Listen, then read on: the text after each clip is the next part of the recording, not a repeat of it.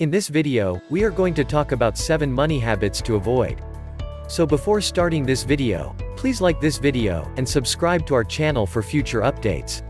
It's no secret that spending money wisely and conserving money from your earnings are essential for living a financially secure life.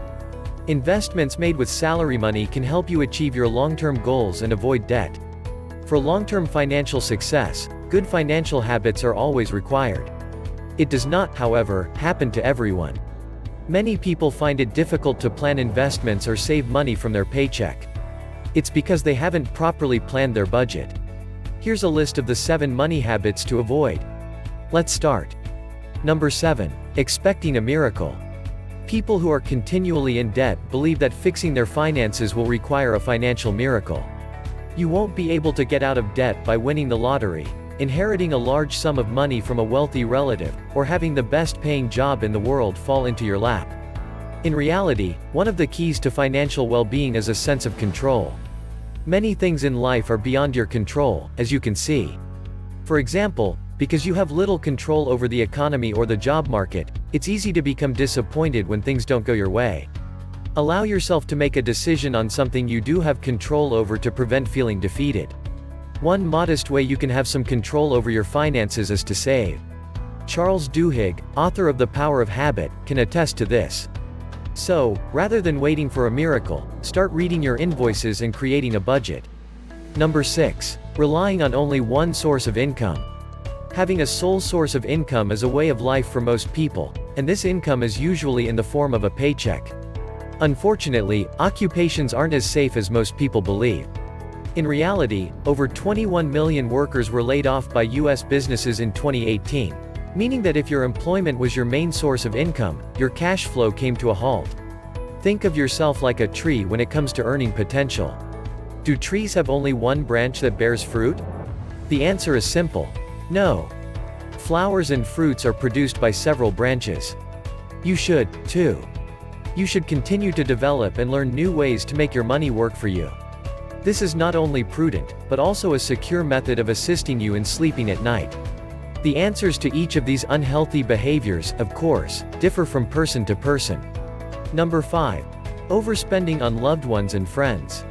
We all have loved and cared for friends and relatives. You'll probably need to buy gifts or things for birthdays, anniversaries, holidays, and other special occasions throughout the year. However, if you're not careful, the cost of this can quickly mount, particularly if you have a large extended family. You should consider how much you want to spend on these types of things as part of your budget. You may avoid overspending by establishing spending limits and sticking to them. For example, you can set a budget of $20 for birthday gifts for your nieces and nephews. It may be difficult, but you have the option of deciding who does not make the cut. Each person will handle this in their own way, but you can decide to buy gifts solely for your immediate relatives. Number 4. Relying on retail therapy. While some people get stress relief through exercising or listening to music, others find it through shopping. Shopping, like other activities like exercise, sex, and even eating chocolate, can cause endorphins to be released in the brain.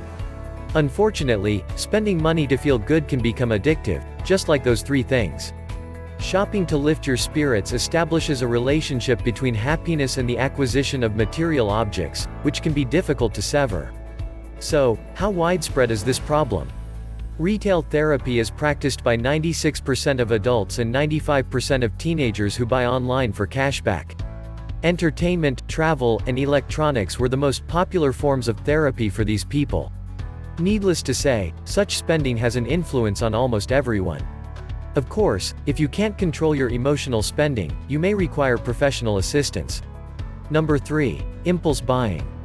Those who are continually in financial difficulty are more likely to grab something regardless of whether it is on sale or not, even if the purchase was not intended.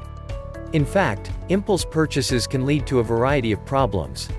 For starters, many people may explain their impulse purchases by claiming that they earned the item or that it is a need, rather than a desire. Second, putting these impulse purchases on a credit card could result in the person paying for the item without having the means to repay the expense. Finally, these haphazard purchases make sticking to your budget much more difficult. To make matters worse, many people will continue to spend after understanding that their budget has been blown. despite the fact that they have failed to stick to their budget. Number 2. Spending money on credit cards.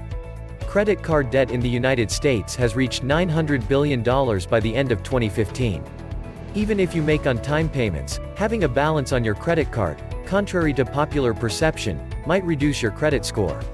And if you merely pay the bare minimum each month, your credit score will continue to decrease because outstanding amounts will appear on your credit report each month. Furthermore, paying only the minimum payment will take years to pay off your debt. Take some time to understand what you're doing with your money if you've grown accustomed to living with credit card debt. Number 1. Financing or leasing cars. You should never finance or lease an automobile if you want to develop wealth. To begin with, new cars depreciate rapidly after you drive them off the lot. On the first day of ownership, your car depreciates on average by 11%. Your car will only be worth roughly 40% of what you spent for it by the end of your 5th year. So, at the risk of being harsh, the last thing you should do if you want to grow money is acquire something that will depreciate in value. Interest is included in the monthly payments of financed and leased autos. This is money that you could be putting into savings and investing if you didn't waste it every month. Not to mention the debt that hangs over your shoulders. Aside from that, there are additional costs associated with owning a new car. For example, insurance prices are determined by the vehicle's replacement value. As a result, if you spend top price for a new car, you're agreeing to pay higher insurance premiums. What do you think of our video? Let me know in the comment section below. If you enjoy this video and want to hear from me again, be sure to hit that subscribe button before you go. Thanks for watching.